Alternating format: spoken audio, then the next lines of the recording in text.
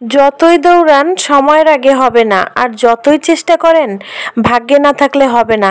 Hello everyone, আসসালামু আলাইকুম। Welcome to my page Mo cooking gallery. সবাই কেমন আছেন?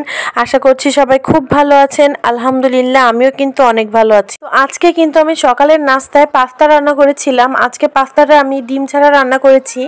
আজকে পাস্তা রান্না করার সময় আমি গাজর, টমেটো, আলু আর চিকেন সসেস দিয়েই পাস্তাটা রান্না করে নিয়েছি। ফার্স্টেই কিন্তু আমি এখানে আগে গাজর কুচি, আলু কুচি এগুলো আগে একটু হালকা তেলে ভেজে নিচ্ছিলাম। তারপরে আমি সসেসগুলোও ভেজে নিয়েছি। তারপরে এমনি নর্মালি যেভাবে রান্না করি সেভাবে রান্না করেছিলাম। আর টমেটো, পেঁয়াজ, মরিচের মধ্যে দিয়ে একটু ভেজে নিয়েছিলাম। তারপরে আমি পাস্তাটা দিয়ে আগে থেকে ভেজে রাখা গাজর কুচি, আলু কুচি আর চিকেন সসেস এগুলো দিয়ে ভালো করে পাস্তার সঙ্গে মিশিয়ে নিচ্ছিলাম। তারপরে এখানে একটু টমেটো সস আর সয়া সস অ্যাড করে নিয়েছি। ওইটা দিয়ে ভালো করে মেশানো হয়ে গেলে পাস্তার মধ্যে যে প্যাকেট মশলা থাকে ওটা দিয়ে ভালো করে নেড়েচেড়ে মিশিয়ে নিয়ে কিছুক্ষণ একটু রান্না করে নিব। তারপরে এই পাস্তাটা হয়ে যাবে। ভিডিও শুরুতে আমি একটা কথা বলছিলাম যে যতই দৌড়ান সময়ের আগে হবে না, আর যতই চেষ্টা করেন ভাগ্যে না থাকলে হবে না। আসলে এই কথাটা বলার কারণ একটাই, কারণ আমরা যারাই আছি নতুন পেজ নিয়ে কাজ করছি, আমরা কিন্তু সবাই অল্পতেই হতাশ হয়ে যাচ্ছি। কারণ আমাদের ভিডিওতে খুব ভালো একটা ভিউজ আসে না। তার একটাই কারণ, যেহেতু আমরা একদমই নতুন ফেসবুকে, তো এখনো কিন্তু আমাদের পেজে ফলোয়ার্সও অনেক কম। আর তাছাড়া যেহেতু আমাদের পেজটা একদমই নতুন, আমাদের পেজটা কিন্তু সবার কাছে অতটা বেশি পরিচিত না। এই জন্য কিন্তু আমাদের পেজে ভালো পরিমাণে ভিউজ আসতে একটু টাইম লাগবে।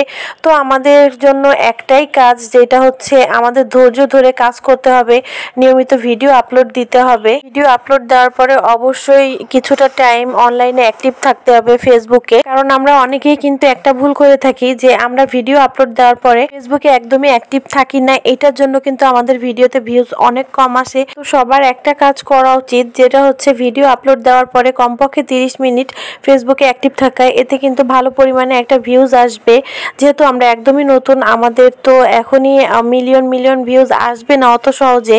তো আমাদের ভিডিওতে অ্যাটলিস্ট ভালো পরিমাণে একটা ভিউজ নিয়ে আসার জন্য এই কাজটা করতে পারেন। ভিডিও আপলোড দেওয়ার পরে মিনিমাম 30 মিনিট ফেসবুকে অ্যাক্টিভ থাকার চেষ্টা করবেন। আর সবাইকে অবশ্যই ফেসবুকের গাইডলাইন মেনেই কাজ করতে হবে আমাদেরকে। তো আমিও যেহেতু একদমই নতুন, আমার পেজের বয়সও মাত্র 4 মাস, তো আমিও কিন্তু এখনো অনেক কিছুই শিখছি। কারণ ফেসবুকে কিন্তু প্রতিনিয়ত নতুন আপডেট আসছে, তো অনেক কিছুই জানার আছে, শেখার আছে। তো ফেসবুক প্ল্যাটফর্মে শেখার কোনো শেষ নেই, আর জানারও কোনো শেষ নেই। তো অবশ্যই ধৈর্য ধরে কাজ করতে হবে, তাহলে সফলতা একদিন ঠিকই আসবে। কথা বলতে বলতে কিন্তু আমার পাস্তা রান্নাটা একদমই কমপ্লিট হয়ে গিয়েছে।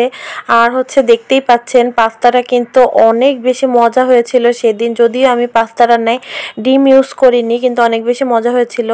আর তারপরে আমি বিকালের দিকে এই যে পিঠা বানিয়েছিলাম একটু। এটা কিন্তু কুলি পিঠা, মানে সিদ্ধ কুলি। আপনাদের কার এলাকায় এই পিঠাটাকে কি নামে বলা হয় অবশ্যই কমেন্ট করে আমাকে জানাবেন। আর এইটা ছিল আমার আজকের ভিডিও।